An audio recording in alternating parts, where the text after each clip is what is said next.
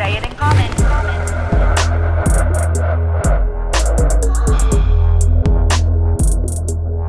Say it in common.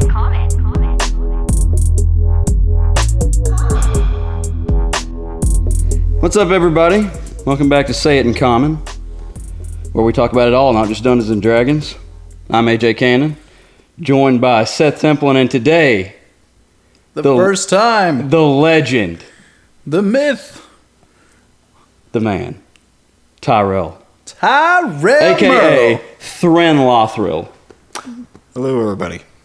Yeah. Oh, there's so many AKs you could put on this guy. Like, he has all the nicknames. Tyre. In my phone, he's Tyronius Delicioso. Oh my god.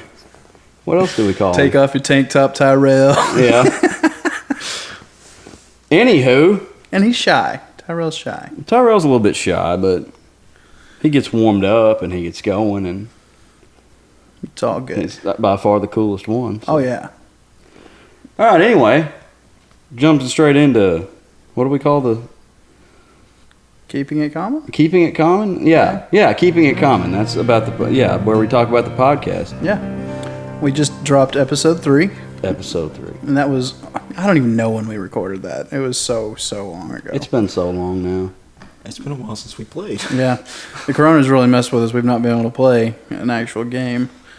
But Maybe this week, fingers I crossed. think we're hoping to play a week from, Hope so. this next coming week. The governor maybe opening the Yeah. state back up, which we haven't really completely shut down. Arkansas will be free. Freedom! Anywho, episode 3. Seth. What did y'all think of episode 3? Did y'all enjoy playing that game? I think it was one of the more fun. Like, I enjoyed DMing that game. It was a good combat. Yep. Really good combat.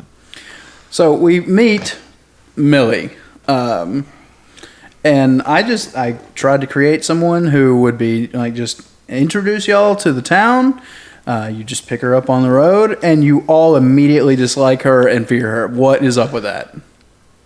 Well, first of all, it's almost dark. She's out picking apples, quote unquote. She had a picking basket apples. full of apples. So does the dang witch in Snow White. Well, we're not playing Snow White, are we? Okay, and then our first impression of her is she has popped up an illusion of a zombie dog. This is true. Trying to protect herself. She doesn't know you guys. I mean, in y'all's travels, y'all have met a total of Evelyn, Evelyn. and a group of bandits trying to kill her. So, is it really that weird that someone would be wary of strangers on a highway? Not really, but it just the theatricality of it all, the way you set it up.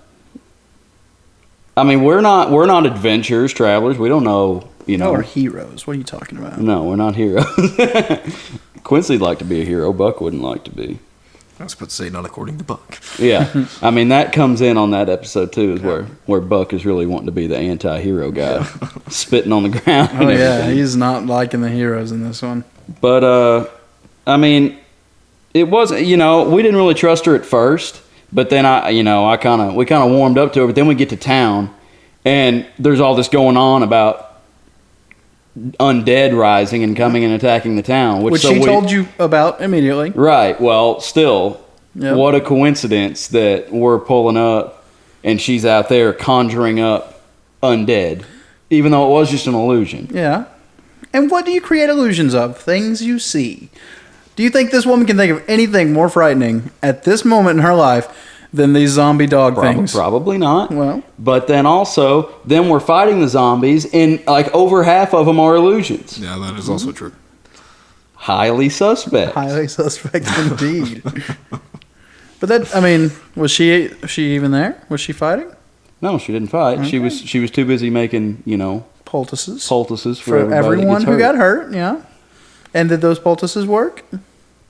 I think so. We didn't need, no, none of us even got one. We didn't even get hit. Yeah, y'all gave it to the... No, I think Buck got hit, but I don't think we used any poultices. Yeah. Rask got hit, but he didn't want one because he didn't trust her. Yeah. And so we're introduced to Which is Rask, crazy because he too. wasn't even there to meet her. True. But he's a new player. That was my brother-in-law, Kyle. He had never played a game of Dungeons and Dragons before that, and we got him to sit down and play with us, and he did really good. Like, he threw me for some loops. I tried to like give him a heads up about kind of where his character was coming from, but man, he ran with it and he made up a whole bunch of stuff that as a DM I'm gonna have to like thread into the narrative somehow along the way. But I loved it. It was, I mean, he put some interesting twists on some stuff. I was trying to, drag him into the role play a little bit, but I was a little bit afraid. I didn't know what he's gonna do. He's a little uncomfortable with it still. But he did. I mean, he did well. Yeah. I mean, he talked. Yeah, he did. Put him on the spot and he ran with it. And then you also met Roran, the town smithy. Best NPC that we've met. Well, Evanlin's super cool, but I mean, it was cool that he. The fire hand is really cool. Yeah, the fire hand was the cool. fire hand. Yep. Now, Roran is a character that I pretty much stole completely from a book series. Like, I feel like I say that every single week that we play, that I'm ripping some character off of. Yeah, well you got to draw your inspiration from somewhere. Roran Stronghammer in the Aragon book series is the main character's cousin, and he's probably my favorite character in the entire book series. He's just a fantastic character. So, does he have a fire hand? He does not have a fire hand. Okay. No, but he uses a hammer.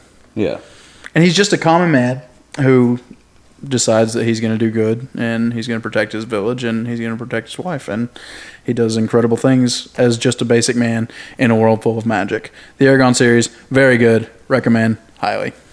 Yeah, I might have Get to into read, reading. Might have to read those. Which we're going to talk about that later. We're going to talk about that. AJ's following through. Later on in the podcast, we'll talk about how I've been, I've really been trying to do my part in the doing something that I hate. Yeah. So Seth has not, I don't believe, done anything so far. I mean, I've played those games. And I've fished with y'all, so you you've have not really fished. done something that I've like. We need to go fishing another Yeah, time. I'll go fishing with you anytime. Okay. Anyway, the campaign. Yeah, anymore. It was kind of a shorter. We didn't do much. Only about 12 or 16 hours went by in game, I think. Yeah. Yeah. Well, it was pretty much just the night. I mean, we ended it at the morning. Yeah. Y'all's gonna start adventure, like figuring out what's going on next week. You hope. But something I always ask you is, did we do anything that you didn't expect us to do? I mean, there wasn't a lot of different directions. This is not to go. you didn't sneak out in this one, did you? No, that's the start of the next one. Nope, I think y'all pretty much went exactly to plan. I think I even put in my, like, I know you guys really well. I told you about this, I think, the night after we played. And I put into my notes, they're going to suspect Millie.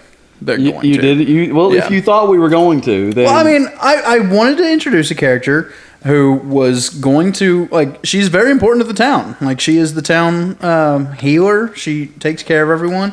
Later on, you'll find out she does something else for the town. But I wanted to introduce her to y'all. I wanted y'all to have a relationship with her so that, like, if you had to go and get something from her, it would be easy. You'd know who you was looking for. And, yeah, it's fun messing with y'all. I mean, yeah, why is this woman out picking apples at dark? Like, of course she's, I mean... Blood red apples is what you said, too. Would you want an apple that's not blood red if you're wanting a red apple? Probably not. Well, there you go. They looked enchanted. Was it Granny Smith? It's green. Yeah. They weren't Granny Smith apples. Which, to be fair, is a much more poisonous color. I would have been less suspect of a Granny Smith. Really? I mean, that's just too classic. The shiny, bright red apples that just look so good. Yeah. Well, I definitely like playing off of expectations and right. Yeah. Don't ever expect anything with me. She might be the best character in the game. She might be the worst. That's true. We don't know. But for right now, she's definitely a friend of you guys. But this is the second time we've heard of the Inkling. This is the second time you've heard of the Inkling, yep. With Rask. And I think that was something last episode we didn't... I don't know if you asked me about this, but I did not expect Cameron to ask Evelyn about the Inkling. I thought it would last a little longer. Oh. As a secret. But... and I had just given Cameron a little bit of information about them. Like, I won't divulge that right now. We'll get into it later.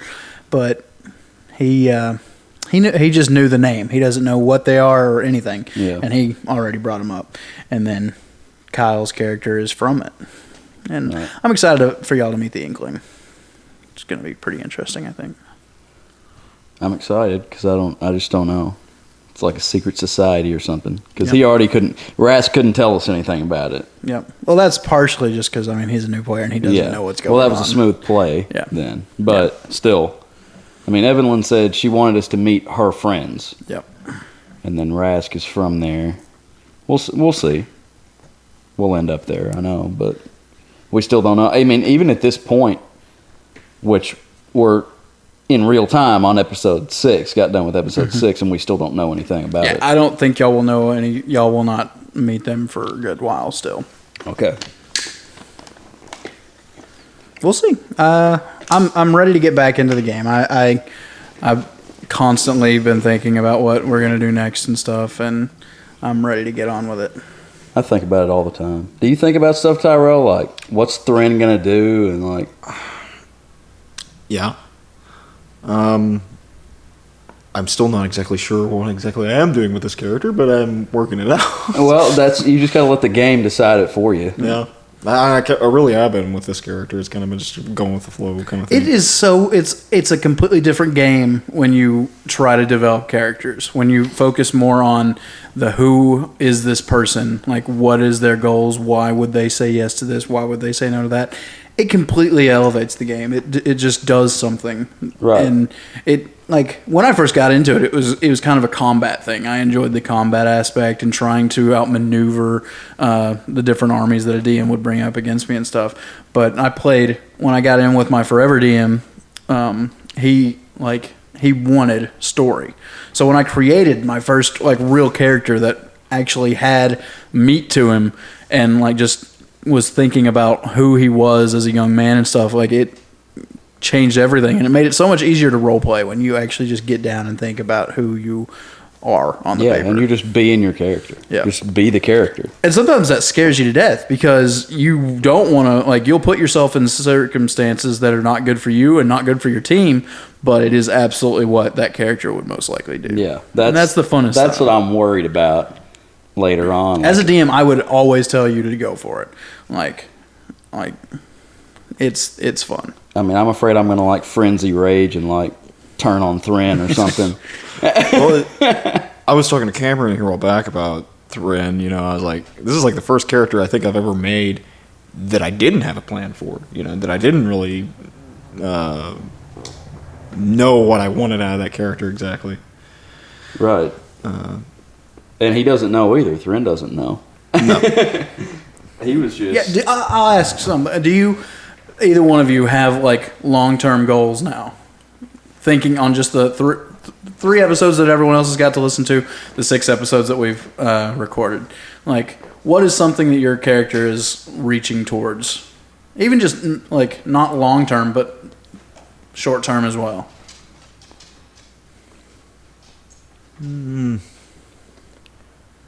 Like Thrin, does he have any interest in trying to find his parents? That is one thing, yeah. I think, you know, he hasn't seen him in, 50, or it'd be probably 45 years or whatever, something like that. So, yeah, he probably would want to see his parents if they were still alive. Mm-hmm. Also, increasing his study of magic and swordplay, too, as well, because I think he definitely would have envied Solaris, definitely, from his compatibility. So is he just trying to be better than his master, or like what does he want to do with it? I'm not exactly sure yet. Yeah. What about you? What does Quincy want to do? Does he want to go back to acting? I don't know. He would like to, but he's also very loyal to his grandpa, Who's gone now? who's gone, right? But he's got this piece of land in Hollyhead, and he's trying to honor his grandfather, and now he's had to run off. So really, I mean, I think his main focus is to clear their names and get back, because he doesn't want anybody to think, that he's actually done this horrible thing. Yeah. And he wants to solve the issue. I think that's everybody's long-term goal. Yeah. But at the same time,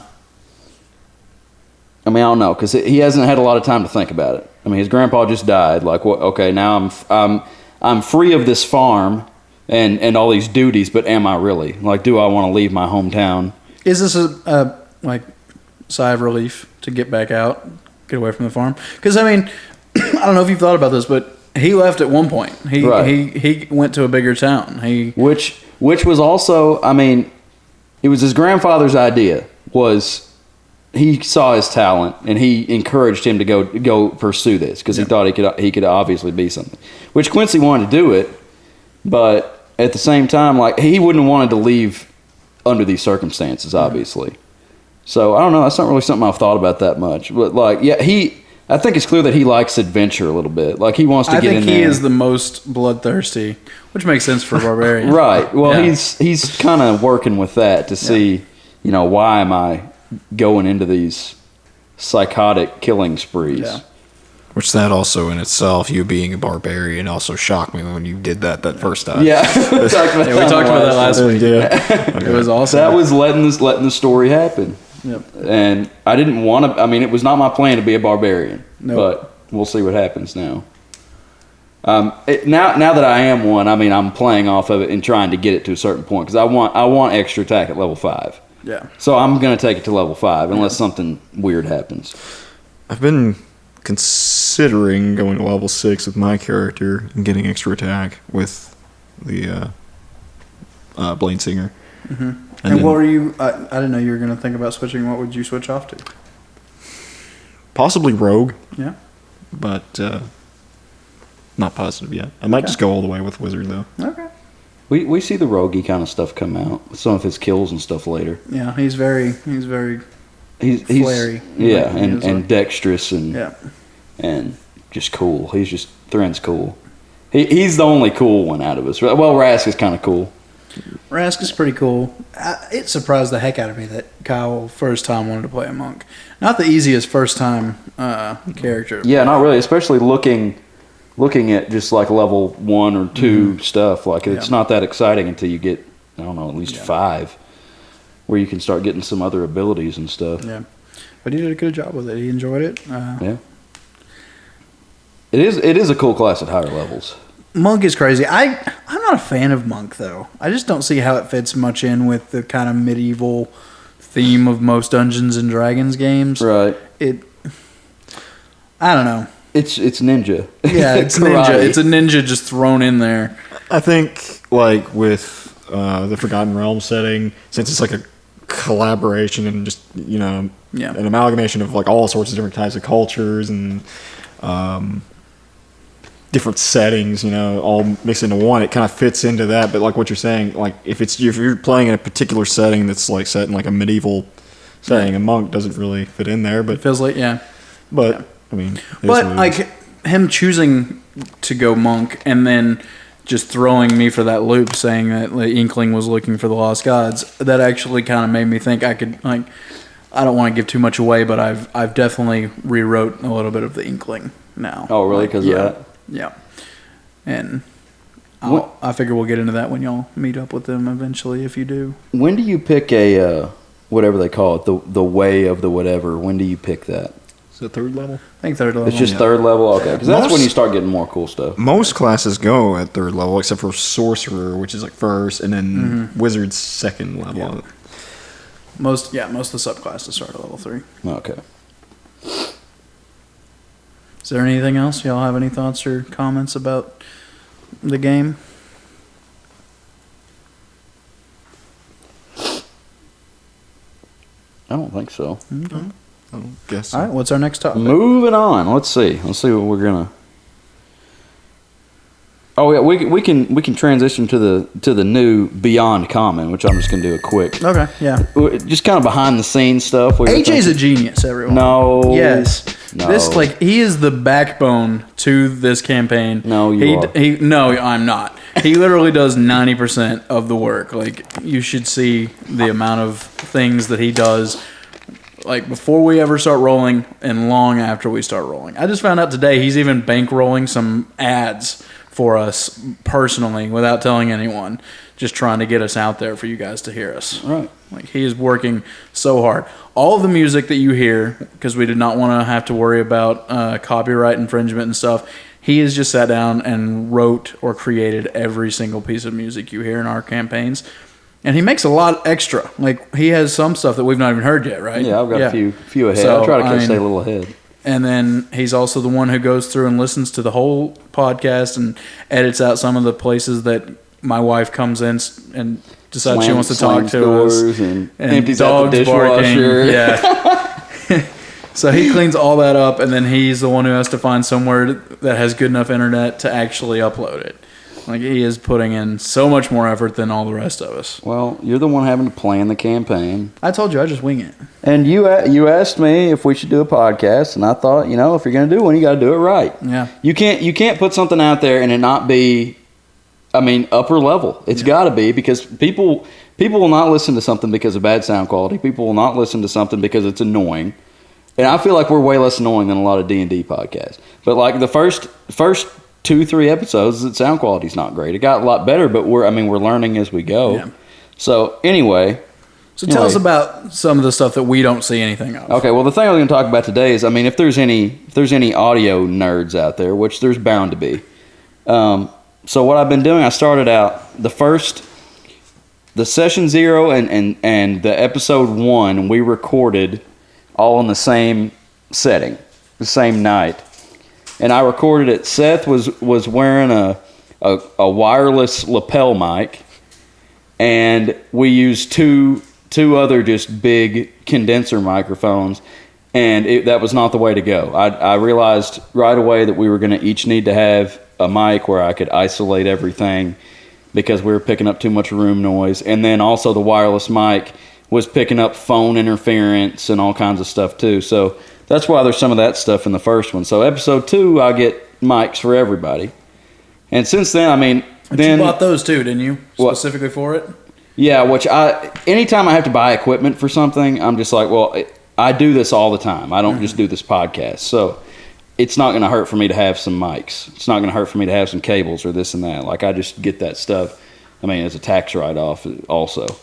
I write all that stuff off. Because I file as a musician alongside with my regular job, because, to be fair, I do make some money doing it. It's not a ton, but it would be illegal probably not to record it. Should we start paying you? No. Do not pay me. But I get paid enough throughout the year playing shows and stuff with my band that it's incentive for me to write off. When I had to buy a hard drive for my computer last year. That's $400. It can come off my top line. Anyway, not trying to talk about taxes, but I don't have a problem buying equipment. So I got some mics. We set up where we each had our own mic. Then we're kind of sitting too far away from them, so we had to reposition the table a little bit and get to episode 3. And there were a couple mics I've culled out that just sounded like crap. It was one of the reasons that episode 3 does not sound good. It's because Kyle's microphone was a junky one. Mm-hmm. I think Anthony was using a junky one too. And I had gotten a couple of these like we're using right now, and they all sounded really good. So I was like, okay, I just need to get all of those. So I got all those. And then episode 4 starts sounding better. We're sitting closer to our microphones. But the biggest factor, I was trying to go in and not automate anything. And if you don't know anything about audio, you don't know what that means. But automating is like if you go in, something that you've recorded already, and you move the volume faders up and down, or you change things as it's going, and you record that motion. It's automation. So say you recorded a band, and sometimes the singer's really loud, sometimes the singer's really soft. You've got to bring up the singer when it's soft and pull it back down when it's louder, and you kind of close the gap on that big dynamic range of sound. So I didn't think about doing that in the podcast, but I managed to get a hold of Critical Role's sound guy through intense research. You worked hard to find him. I did work hard to find him. He was surprised you found him, right? Yes. I found him on Instagram. Didn't have a lot of followers. It's not his only gig. He does sound all over the place. And I sent him a message and I said, man, I really like what you do on Critical Role. I was like, is there any advice you could give me on how to make something sound good that's recorded live? You heard it here first, folks. We have connections to Critical Role. We do have connections to Critical Role. Chris Wilmot is, I think, his name. And but like that, even other well-recorded podcasts, they don't sound like that. And the way he does is just super good. It just I knew he was the one to talk to, and he shot me a message right back. He said, "Yeah, I'm actually on a plane right now." He said, "The Wi-Fi isn't good, but I'll try." He said, "I'm going to send you several messages. It'll be broke up because of Wi-Fi, but I'll get it to you." I was like, "Okay." So he sends me several messages of this is what the equipment we use. This is the signal chain that we use. And he said the biggest thing, equipment wise, whatever, is that I get to sit there in the room and automate the faders while they're performing. He said, I've gotten to where, we've done so many of these episodes that I know who's going to speak next sometimes. Like he said, he has learned the players. He can tell when somebody's going to talk. He can tell when somebody's going to be loud. And he just works it up and down. And listening to Critical Role in podcast form now, I can sometimes tell when he's moving stuff up and down. Mm-hmm. You can hear kind of a lot of times, like Caleb is real quiet. He's whispering to Nod or whatever, and they'll be super quiet, and I can hear the kind of like the room noise come up. I'm like, well, he just turned them up because they're whispering. Mm-hmm. But anyway, so I started doing that with ours, which I can't do that while we're recording it. Right, because you're playing. Right. So I've got a mixer, USB mixer, and I just go back, I play the podcast, and I automate all the faders at once, and I just mix it live. So I have to go back and listen to the whole thing, which it's not really that bad. I'm going to end up listening to it anyway. I like listening to it. But anyway, so that was my thing. That's one thing that I'm having to do is every time I don't just, it's not just a cut and dried pattern for every one of these things. I have to go back in and automate it. Have you ever had to overlap the music?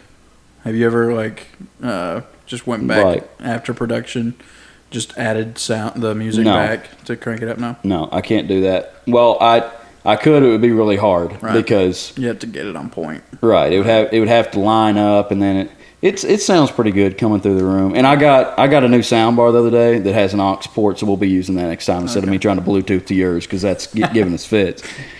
But yeah, they have one on sale. My sister-in-law comes over and she'll play music off it all the time. Has no problem. My computer just does not like it. I don't know. Bluetooth anyway, but it doesn't have an aux port. What's up with that? I don't know. Come on, Polk. So the one I got has aux, it has Bluetooth too, but I'll probably just plug into it and we won't have any more issues. The last time we used Cynthia's karaoke machine, did it sound good or not? You could tell it was not the same. The sound was not the same. That's funny. And it was also a different placement in the room. And I think where it is over there is good because I don't automate you down very much because you're coming in between us all the time talking. Mm-hmm. So if I ever automate you down, it would take the music down with it. Well, when it was over here, me and Cameron are up all the time. So it's changing the sound. Yeah, so the music was kind of, you can just tell it's not there because it was coming through our microphone instead of yours. Yeah. So anyway, Beyond Common, that was it. Oh. Well, automate your faders. We appreciate hearing some of your side of it. And I mean, it's turning out awesome. I listen to all the episodes and I'm completely enjoying it. So, doing a good job. Well, I appreciate it. Okay, enough about you. Enough about me. Okay. Tyrel did the nastiest thing that he's ever done yesterday. Yeah, okay, so we'll go into the common life. I've got something. Tyrel's got something. Tell us about what it was, Tyrel. Well, I wouldn't say it was the nastiest, but it was probably one of the second nastiest. Working with super soil. You guys know what that is? Nope. I'm guessing it's got fertilizer. I'm guessing it's fertilizer. Got manure in it. You could call it fertilizer. Yeah, you could definitely call it manure. It's just poop. It's human waste. Ew. No. Yes. No. Yeah, it is like recycled and with a bunch of I think it's got a bunch of plant matter and stuff mixed in there with it too to make it even more. It is the most smelly, nasty smell I have ever smelled, other than Milorganite, which is very, very close to that. It's like the same thing. So what did y'all have to do? What? Just filling up a bunch of different beds with that soil for plants, and it was nasty. But you were a landscaper, yeah. Sort of, now. Professional landscaper, Tyrel. Yeah. Not exactly. But so what did normal, do they normally have chicken or cow poop in them? What? Normal, fertilizer you can just buy is just chemical type stuff. But if you get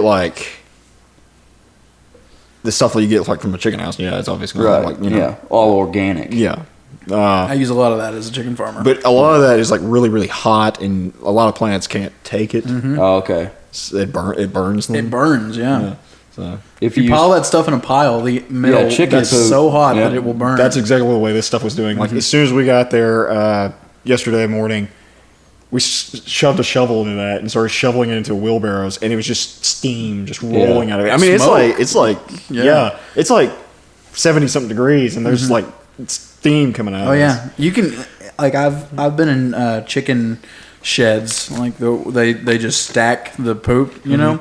And after you dig down a little bit, you'll find ash. Like it will catch on fire. Yeah, I've seen that before with mulch. I worked at a golf course in Conway. We had to mulch all these apartment buildings they had out there, and that pile sat there a long time. And when we get in the core of it, sometimes it'd be burnt up. It's usually the moisture, which is weird. Yeah. When we cut hay, It's like a if hay we don't bale. let it dry enough, and then you stack all the hay in a hay barn, burn all up. that moisture somehow just ignites. It's crazy. You'd never think that moisture water and creates pressure. fire. Yeah. pressure built up. on But it. yeah, well, I've pushed out hay bales before, and the inside will be nothing but ash. That is super crazy. crazy.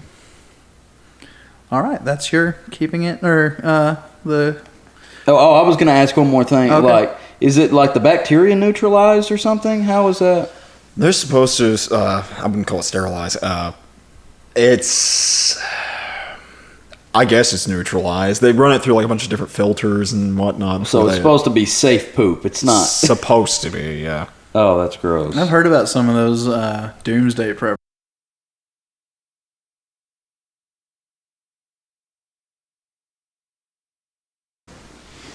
Okay, so my common life segment, and I was gonna ask Seth. I want to talk a little bit about fast food, but first, Seth worked at a McDonald's. It was my first official job away from like my parents' chicken houses. Yep, first job that I had elsewhere. So I wanted to ask you, especially McDonald's, which this happens everywhere, but especially McDonald's, why, when I open my McChicken, does lettuce explode everywhere? Because people were trying they're just throwing it on there. Like they really. You just- don't need very much See, lettuce. I agree. My problem with McChickens actually is too much mayonnaise. And sometimes they do that, and it'll be in one spot. Yeah. Well, the reason that is because the mayonnaise it's kind of like a gun that it just is full of mayonnaise, and you're supposed to press it, and it just puts on there. So if like it touches, it'll like hold a bunch of mayonnaise on there, and Yeah. then the next sandwich will have a whole bunch. And then the shredded lettuce is just in a huge bin, and you just grab some and throw it on there. I understand the shredded lettuce. Why we're using shredded lettuce, but how much easier would it be on the person trying to drive down the road if we just had a slice of lettuce on there? Well, the slice of lettuce is fancier, and it costs more, so that's why they put Wendy's does. Well, this is McDonald's. McDonald's, everything. Well, Sonic does it too. Yeah. I agree. And Yeah, do they yeah. have just their chicken sandwich? I think has the normal lettuce. Oh, does it? Well, I got Maybe not. Maybe not. I got actually. a cheeseburger there today, and it had lettuce and onions both diced up on there. I don't know why, but like when I've gone to Sonic like the last couple of times, and I've bought Corona might be messing up with their. No, it's always diced onion. Okay. and also Again, it lettuce. depends on what you order. lettuce at Sonic on burgers. Sonic might not have large lettuce. I don't know. They pile that crap on. Yeah, I Sonic opened has the up best my- burger in my opinion. I, They do. I asked for no lettuce today at Sonic. I said no lettuce. I guess she didn't hear me. It's been so busy. And my sandwich gets there. I pull the package off and lettuce all over the dang car. I mean, it's immediately. I haven't even taken a bite yet, and I've got lettuce in my lap all over the place. But yeah, no, McDonald's is just notorious for the McChicken lettuce all over the car. Yeah. I need to order that without lettuce. But then No, you have to have lettuce on that. You can ask for a piece of the other lettuce though. do they have it at all at McDonald's? They Yeah. have a big piece of lettuce. Yeah, because they put that on the on like not Big Macs because that's supposed to be shredded lettuce, but like the quarter pounders and stuff that has actual leaf of lettuce. Speaking of quarter pounders, this was the next place I was going to go with the fast food. You can go to a sit-down joint for cheaper than you can go to a fast food place now, and it's unbelievable. I used to when I was in school and when I moved to Conway and was working at the studio down there.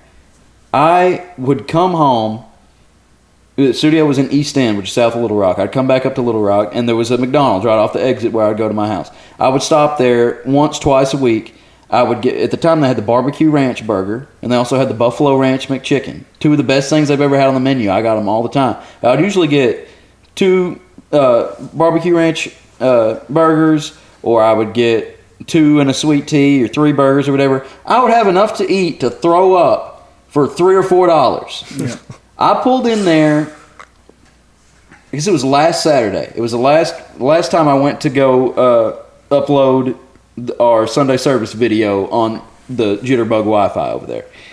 And I got something to eat on the way in. Got a quarter pounder with cheese, or maybe it's a double quarter. I guess it was a double quarter pounder with cheese combo meal. Over $10. Yep. It was like almost 11. It was like $10.60 or something like that. If you break that down, that sandwich by itself, how much is just the sandwich? Because the drink's $1, and then you add a large fry to that. How does that come out to $10.60 or 10? I think maybe it was $10.80. Yeah. Those sandwiches, especially like the order ones, the menu ones, they're not on the dollar menu. They cost by themselves $4 to $6 though. I know, like when I've gone to Sonic and I've ordered like a bacon cheeseburger or something like that. That right there is like Adding bacon, I think, adds like $1. Yeah, it's like $8 for for that was what I sandwich. paid today for a Sonic cheeseburger and a drink. Sonic has That's the it. best burgers though. Yeah, If you're gonna have a burger, I don't know. That double quarter pounder I was happy I spent $11 on it by the time I got. I will say here, like 2 weeks ago, I went to Burger King and I got that new Bacon King burger that they have there. Yeah. That was one of the best burgers, just at a basic like fast food restaurant I've ever eaten. Burger King actually puts their meat on a flame. That is not something Flame McDonald's grill? does. Yeah, and it does make a difference. Yeah. I don't do Burger King very often. I don't know why. Just something turns me off about it. It's probably because I'm in there delivering bread every day, and it's just I hate the smell of the place. Oh, no fast food place smells good back in the back. But anyway, fast food, like it's gotten outrageous. Back when we were kind of in that age, that young college and young teenager thing, fast food restaurants were focusing on the dollar menu thing. Like, right. That was McDonald's has no dollar menu anymore. No, not anymore. They have the dollar menu and more, and the only thing that's on there is $1 is a large drink. Yep. Wow. Yep. I mean, it's crazy. Everything's gotten away from it. Taco Bell doesn't really have a cheap. No. Like Cynthia likes a shredded chicken burrito, and it's supposed to be one of the cheap things. It used to be $1, and now I think it's like $2.50. Wasn't I think it was Hans that he tried ordering quesadilla or something like that, and they were like charging him extra because he wanted steak on it or something. Steak always costs Yeah. more than beef and chicken. No, he got a chicken. Yeah. It was a chicken Dorito Loco Oh, that's Dorito what it taco was. or Oh, whatever. okay.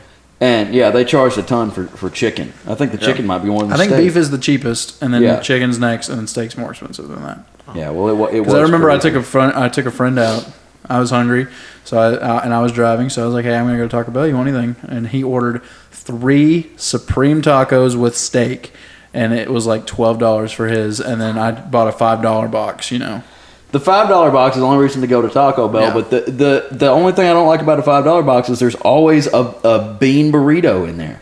Right now, I just can't choke down. I can't hardly choke down Yeah, a bean I'm a fan of burrito. bean I'm not a burritos. fan of bean burritos either. I like bean burritos with cheese, and I'll eat that. Well, they do the beefy 5-layer, Yeah, but it's mostly beans. right. No. I just, You need to start adding tomato to your McChicken.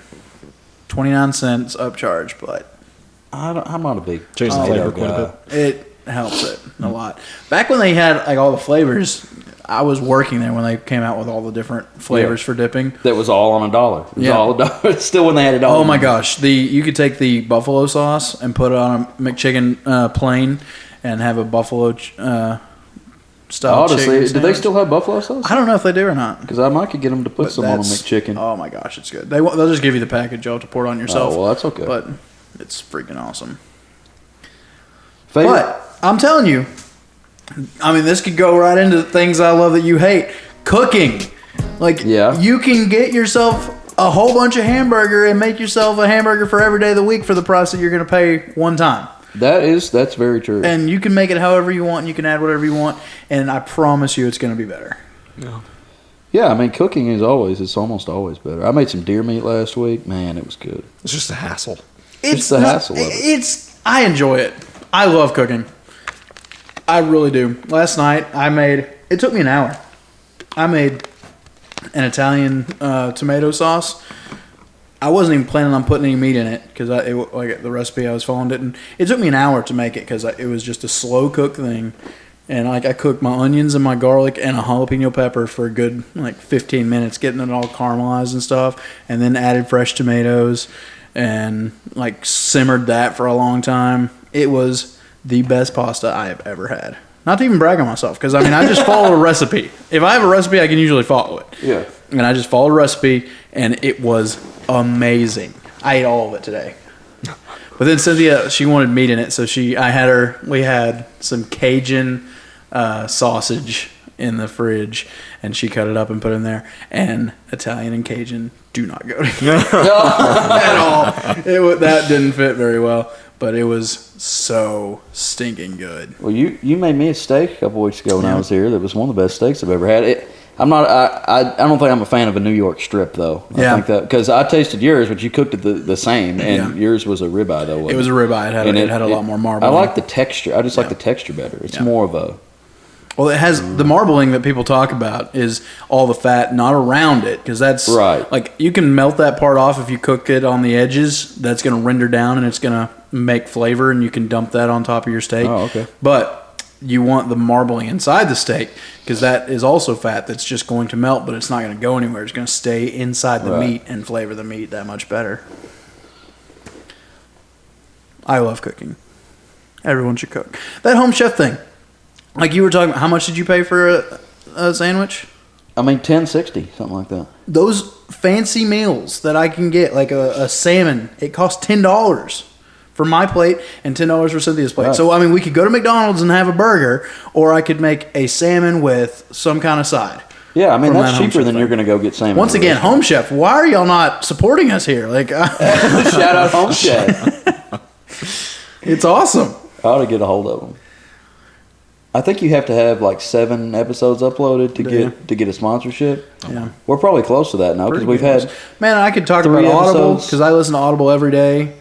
I could. Session 0, 3 more episodes, and this is our third Satan Comments. This is the 7th episode. So come on, people, send us some money. We'll shout you out. We might do it for free anyway. That's right. Don't send us any money because we're talking about it. Good stuff anyway. Do y'all have anything that y'all love that I hate? I was going to go back into Batman, but... Oh, yeah. Go into Batman. I called Tyrel over just for this fight right here. Okay, so... Bring it on. Tyrel, what we've been doing is we've got a segment that we call Something I Love That You Hate. Okay. So, Seth, we've been doing a timer for a minute. I don't like the timer. Me. We can do away with the timer. But just make an argument for something that you love. So he made an argument for Batman because I never have liked Batman. And I said, okay, I'm going to go try. I'll go watch Batman. I'll give it a good college try. Okay. So you have something that you love that we hate? That he hates in particular. Okay. Right. We'll give you, you'll have your chance. You'll have your chance. But we don't have a Seth's movie minute this time, so we're going to talk about Batman. I told you I was going to talk about something that people can watch. That's right. Okay. Well, anyway, I'll go through this quick. Okay. I went home. I watched the second Batman because I thought that was the first Batman. First of all, he did it wrong, people. I watched The Dark Knight Rises. I didn't know. I thought they were all called Dark Knight. I did not know Batman Begins even existed. Yeah, it was weird.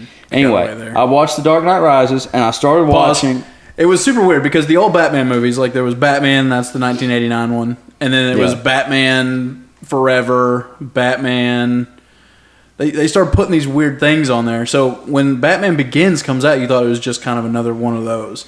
And then they completely got away from saying Batman. I don't know why he didn't come up with the Dark Knight something. Just the Dark Knight. Yeah. The Dark Knight could have been the Dark Knight, movie. and then the Dark Knight Rises, and then the Dark Knight... What's the last one? The third one. Returns?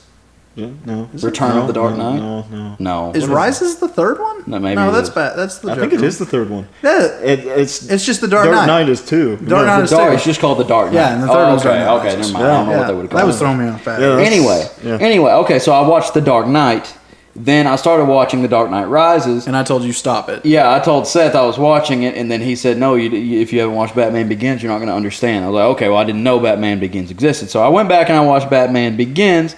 Then our Wi-Fi was screwed up, and I couldn't watch the third one before my rental ran out. So I will get it, and I will watch it again. But anyway, I liked Batman Begins. I liked most of that movie. Yeah. The second one, I was taking notes while I was watching it. This is the fundamental reasons I do not like Batman. Okay, first of all, he doesn't run over the Joker with his motorcycle when he's running right at him. He will not kill. Yeah, okay, that's true. Let me go on. At the root of everything, he is a spoiled rich kid with no regard for his stuff. He causes collateral damage everywhere he goes. It looks like a final fight in an Avengers movie after he gets done. I mean, he just levels a city block with his stupid gadgets. He takes a brand new, shined up Lamborghini out of his garage and immediately goes and wrecks it. Drives it down the street. Someone. Why not do it in an old jalopy? Why has he got to do it in his Lamborghini? Because he doesn't have an old jalopy. Keep going. No, let me keep going. Go ahead. Collateral damage with the Batmobile. He says he doesn't want to kill anybody. He's taking down, just blocks of stuff. He's just taking out cars, houses, apartment buildings, doesn't matter, in his Batmobile, not to mention his motorcycle, which he does just as much damage with. Okay, let's see. Which I was going to say, Batman does not kill unless you're the new Batman. He wears a cape. I have a problem. Does he fly with this cape? He's supposed to be gliding with the cape? You saw in the first Unrealistic. movie. You saw in the first movie where he jumped off of the police thing, the police headquarters, right, and breaks his ribs because he couldn't glide. So he had. I didn't really notice that. Okay, but I watched the second one first. The Joker comes into that gala he's holding for the dude. He flies in the second one, where he... I know, I didn't realize he was flying. I just thought he was supposed to be invincible, because the Joker pushes the girl out that window, and he jumps out of the penthouse up there and grabs her out of the air. He does not fly with his cape. They smash a car flat on the ground. Those two couldn't fly together with just a glider.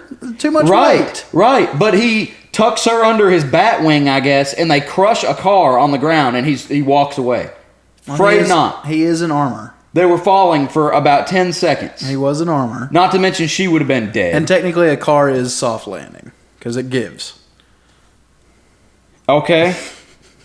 Let's see. Then at the end of the movie, him and Harvey fall off the same distance, and Batman is just perfectly fine, and Harvey's down there dead. Once again, Harvey is not wearing armor. I think Harvey broke his neck, actually. So he just landed wrong. And then the moment in the movie where I probably said out loud, "Come on," was when they go to that apartment and investigate. He cuts the chunk out of the wall where the bullet holes came through, takes it back to his lab, runs a scan on the thing, digitally reassembles the shrapnel of the bullet and pulls a print off of it. Yeah. No. I think they do that. Not even Tony Stark has done anything of that. They do that same junk on CSI New York and stuff. I don't care where they've done it. That's not realistic. And I don't care if he's Batman. I don't care what state-of-the-art equipment he's got. The first movie, I liked. If I would have watched the first one first, I probably would not have had the same negative feelings about the second one. Yeah. The second one, the Joker is great. Heath Ledger. And, did a freaking awesome job. The great butler, Alfred, is it Alfred? Yeah. I like Alfred. Michael Caine, I like Morgan awesome. Freeman. I pretty much like everything about the movies except Batman. Just the whole concept of it. Okay. So, let's go back over this, and we're going to talk about your points one at a time. Okay. Quickly, though. Yeah. Oh, we have all the time. Okay, taking a print off digitally from reasonable shrapnel. Yeah, sure. I mean, they're just trying to show that he has better equipment than the police. Sure, it might be a little bit out there, but who says we can't do it? Like all the shrapnel was there. Yeah. The bullet came through and killed a guy. Some of the bullet is in the guy's head, not in the wall. I don't know if that's true. I mean, I can see if it went through a guy's head, I would definitely see how that print might not still be on there because that bullet's all smashed. Oh, I thought it was supposed to have come through the wall first. No, it's stuck in the wall. It ends in the wall. The bullet is in the wall. Yeah, it ends in the wall. Okay. Then I can get down with that. I can believe that. Then. That made less sense because he started shooting other guns and it was his own guns that he pulled the print off of. Well, actually. yeah, I didn't know why he was shooting the other guns. He was trying to figure out what the caliber of the bullet was. See, that's not a great scene, but that's not a reason to hate all of Batman. Okay, so I guess they came into the apartment, killed the guys, and the bullets went through the guy's head and into the wall. So they were using Full Metal Jacket. So the bullet probably wasn't even in the wall. Yeah, probably. If it was the shape of a bullet like they showed in that picture, it was all the way through that wall. Probably. It was not. Yeah.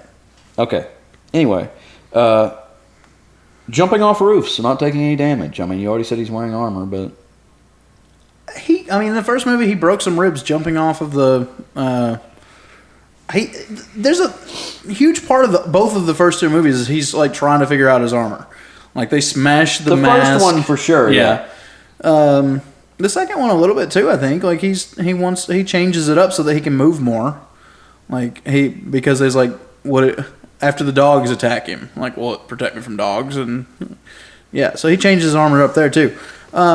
Falling off that, how he couldn't glide. I mean, I don't think you could glide trying to wrestle with someone to get them under control. No, but you just fall 120 feet and smash a car flat. Yeah, well, he was in armor. And, I mean, you're not going to kill your main character like that. Well, they didn't. He could have caught her and grappling hooked up. In the third movie, he has his back broken, so maybe you'll like that. His what? His back is broken. Yeah, you'll at the start of the movie. No, I got that far. No. He's limping around up there. That's from the damage of just being Batman for a few years. The cartilage in his knees from running and jumping off buildings and stuff is gone.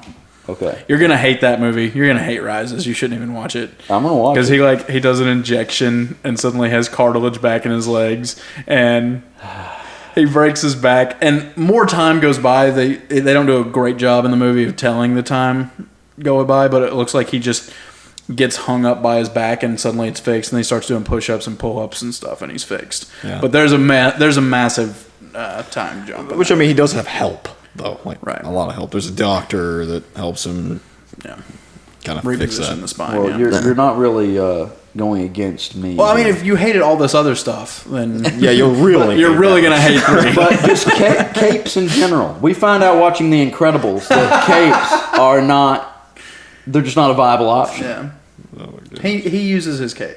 Like it would be getting hung on everything. Was it the first movie that like it puts an electrical charge through it and it hardens out? Yeah. Like you just must not have. Yeah, I mean it's like a gadget, for him. He's a gadget guy. He's just a man. He doesn't hit the Joker because he's not going to kill anybody. Not even the Joker. Yeah, not even the Joker. He just won't kill people. He's the DC comic version of Tony Stark. No, Tony will kill Iron anybody. Man kills people. He kills everyone, every movie. Yeah. But he has no regard for his stuff or anybody else. That's not true. That is not true. In the first movie, it starts off like he has sent himself off to learn different fighting styles and stuff. He's completely given up his money. And then, the thing about Batman is, in a comic book where him, Superman, and Wonder Woman are all holding on to the lasso of truth, you have to tell who you are. She tells her name, Diane. Superman even calls himself Kal-El, and Batman says, I'm Batman. That is the truth. The mask for Batman is Bruce Wayne. All the money, all of that stuff, it is his mask. He takes off his mask when he puts the cowl back on. He truly is Batman, and Bruce Wayne is his fake identity. Because he is Batman. So all his money and stuff is really like he was blessed with it, being born with it, of course, but every decision he makes after that is so that he can be a better Batman. So he is using his wealth for what it is. Okay, that was all my points.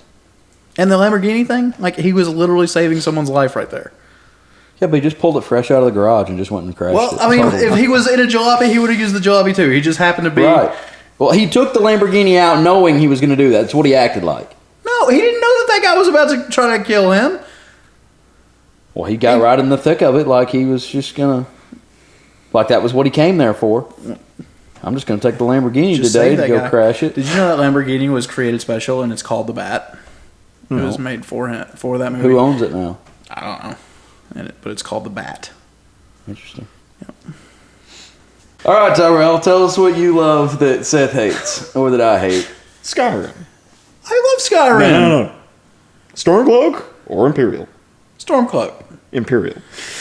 You're probably gonna get like raked over the coals by the viewers. Go ahead. Okay. Tell us the Imperial side.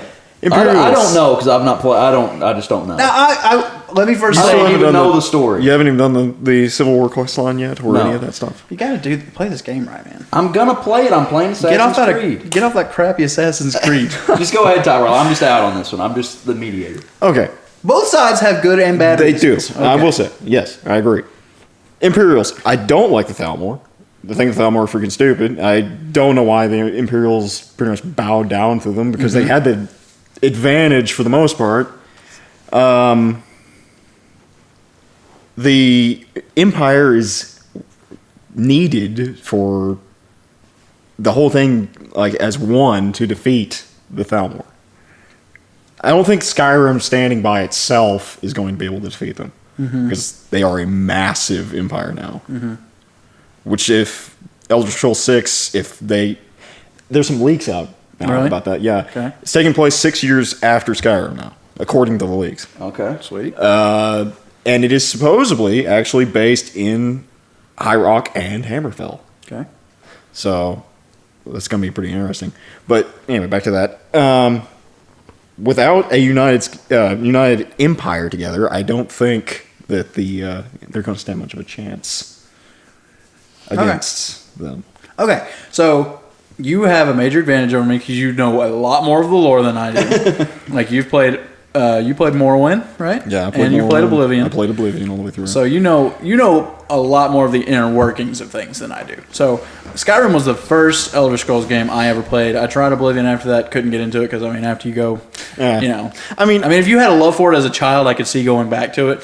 But someone who played Skyrim and loved it and wanted to go back and try another one, and it just the graphics, it was bad. To me, it's not the graphics; it's the NPCs. Yeah. they're so Just- wonky. It's bad. It's hard to go back if you don't have a passion. I love that for game it. still. See, I could play the old Sly Cooper, the first Sly Cooper game. Love that game. It's trash to anyone who plays some Yeah. of the newer ones compared to But so I can only go off of what I found in Skyrim, and I've played both sides. I played as the Stormcloaks, and I played as the Imperials, and I am not a fan of the Thalmor, like you said. They're really horrible. Yeah. But also, I'm not a fan of the Empire.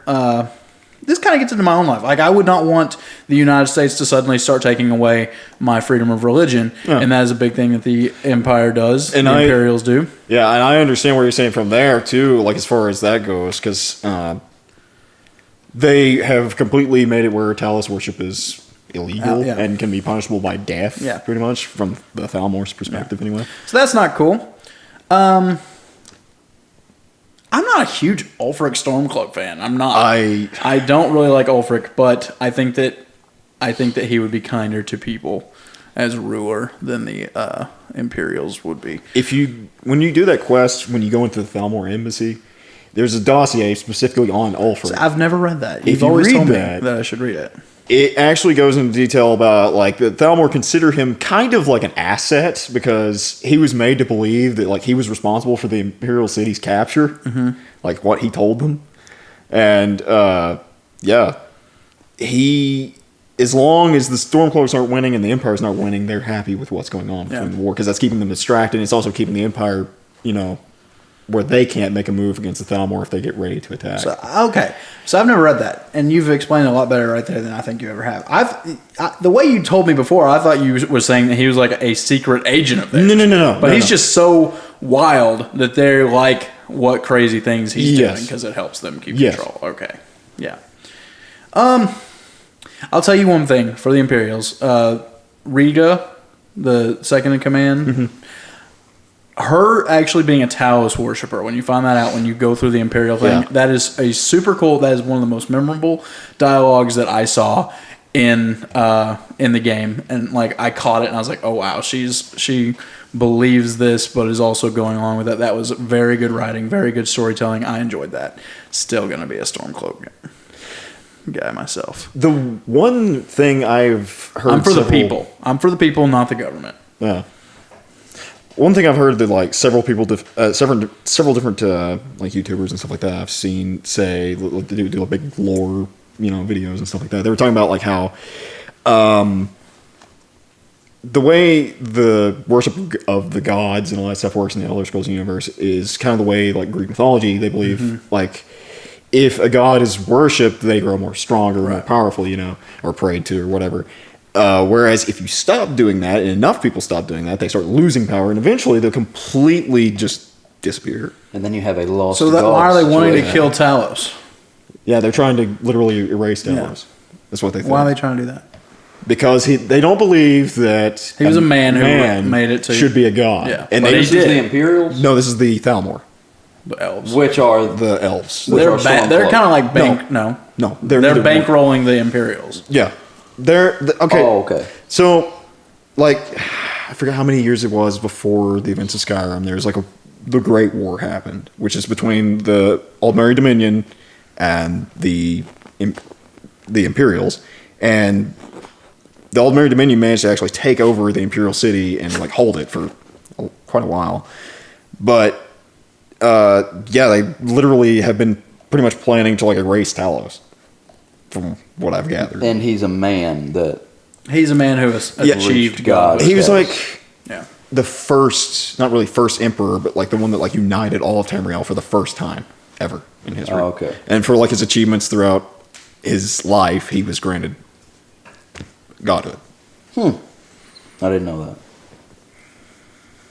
So I think I'd still be a Stormcloak fan, just because I really hate the Thalmor, and I think people have the right to rise up against governments that are not taking care of them. I'm an anarchist. Just kidding, not an anarchist. I agree with what you're saying. I just think that without like the rest of Tamriel united against the Thalmor, they're I don't know anything about stand a chance. Because Do you think that's where the games will eventually go? Do you think it'll just turn out to be an all-out fight against the Thalmor? Yeah, I think. Well, it's not just a Thalmor. The Thalmor are like just a faction within the biggest part of the faction. The Aldmeri Dominion is your real enemy because you have the Khajiit from elsewhere, which is I love that name.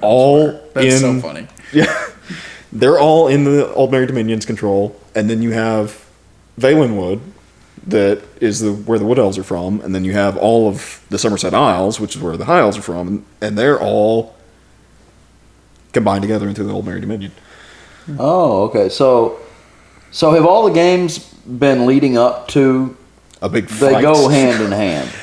It's funny because like when you play Oblivion, which is 200 years before the events of Skyrim. Oh, 200 years? Yeah, you'll actually hear some of the people in like the towns of like the Imperial City and stuff like that. They'll be talking like, "Have you heard about the Somerset Isles? You know, and a boycott of wizards is leading a kind of a uprising against the East Empire Company. You know, The East Empire Trading Company? yeah, What are they anyway? they're just like a Just shipping? small faction for like shipping goods and There's in World of Warcraft, there's some shipping company that is kind of like always mentioned, and they might also be called the same thing. Like, it's very close. Well, in Pirates of the Caribbean, it's the East India Trading Company. I'm pretty sure that's where they got the name for that. Oh, okay. Is from See, that. WoW probably did too.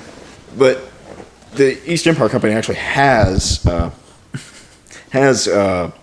like a whole like navy backing them up because like they're literally given funds by the Emperor himself. Okay. So, okay, since you know the most about or the Elder Scrolls, what do you think will be the big hullabaloo in 6? What's going to happen? What's going to be On the main the console. story? No one ever would have. Yeah, switching to on the console. No one would have ever seen dragons coming into like that being the main thing of Skyrim. That's so out of left field because they didn't exist pretty much. Well, okay, that's an interesting thing too, is because ESO, if everybody that considers ESO as lore canon, I think they tried to, don't they? They do. Yeah, they work close with Bethesda. Yeah, Bethesda keep the considers lore it canon as far as I know. Yeah. But like, which that game I think is based like 1,000. I'm not positive about this. I think it's 1,000 years before the events of like Skyrim and all that stuff. Right. It's the second era, so it's like way back. In that game, the Elsewhere DLC that you get to go to, there is an awakening of dragons there in Elsewhere, and you actually have to fight them there. and they're led by this dragon called, I think it's like Calgronteed, I think is what his name is.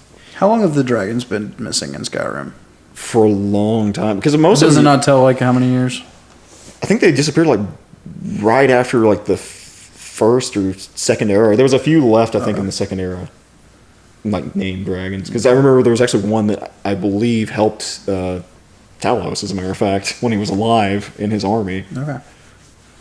So you don't have any clue? You don't have any guesses what 6 will be about? Well, I guess it would be something to do with the Thalmor, obviously, but like as far as High Rock and Hammerfell, I don't really know. There's Dwemer in Hammerfell, or there were, and their ruins are different than the ones that are in Skyrim. Are there are no Dwemer left? No chance. I want them to There's bring one. the Dwemer back so bad. There's one that is actually still alive. If they can bring the dwarf or the dragons back, they can bring the dwarves back. Dadgummit. Right. I want just The dwarves are super The cool. dwarves are back here.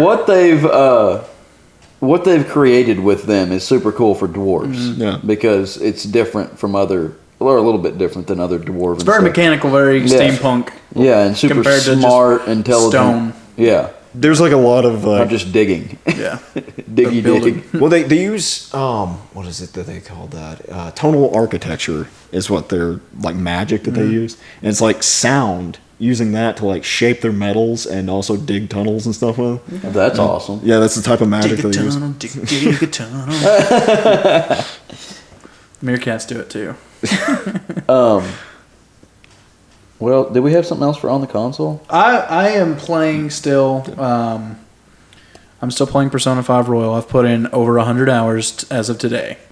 Probably got about 25 hours left in the story, I think. Still got 25? I think so. I don't know.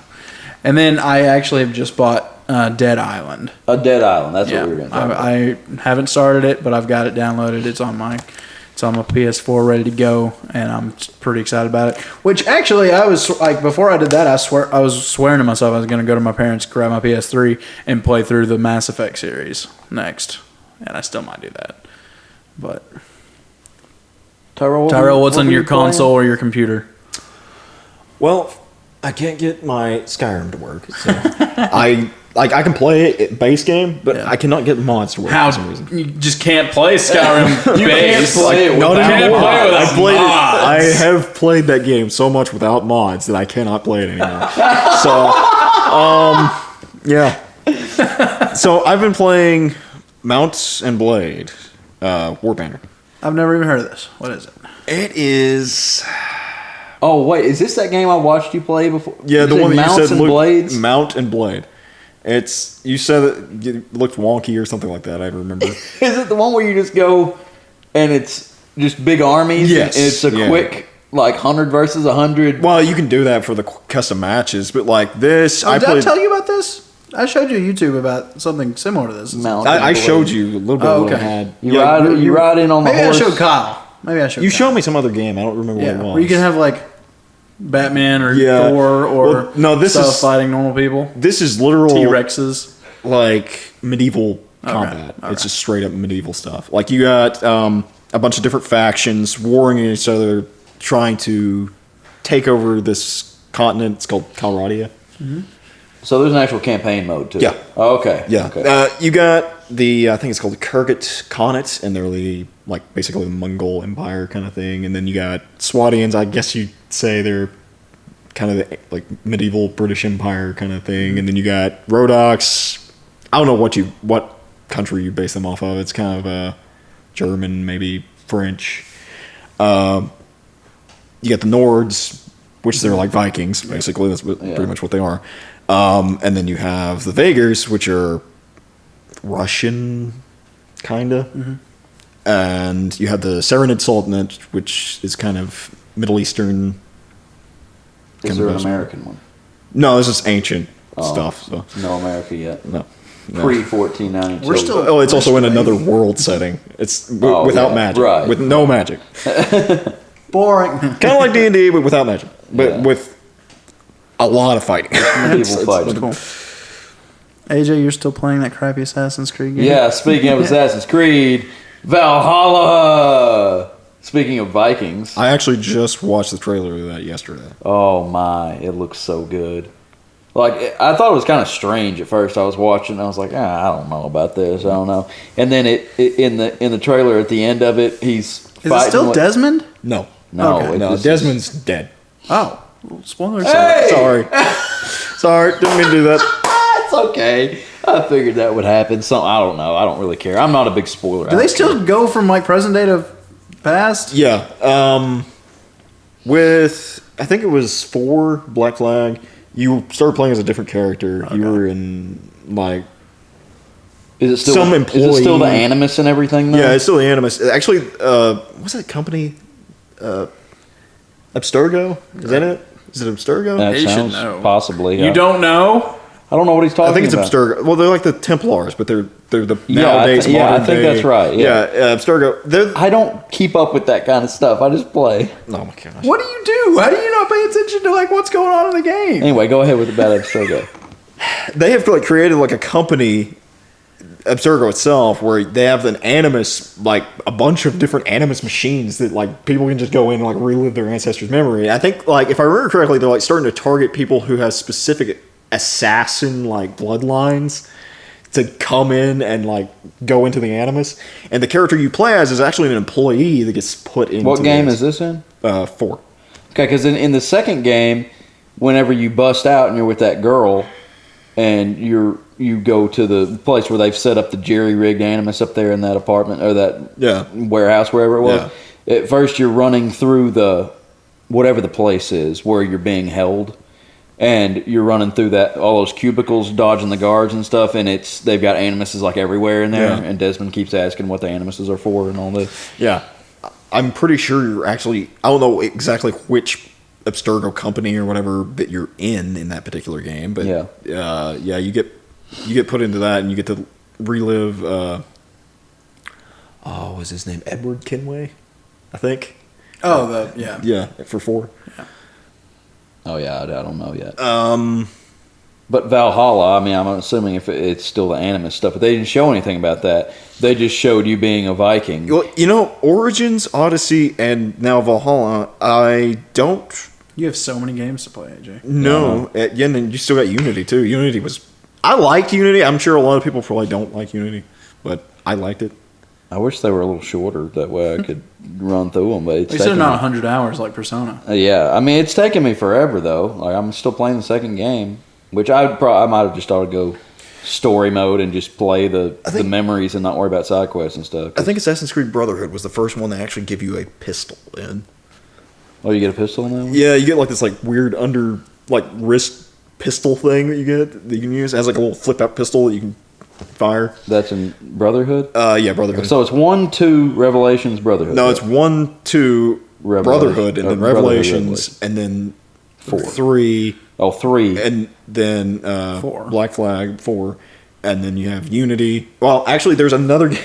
What about Rogue? For Rogue is an offshoot, and you're playing as a Templar in that one, if I remember correctly. I never actually get to play that game, or I didn't get to play Revelations either.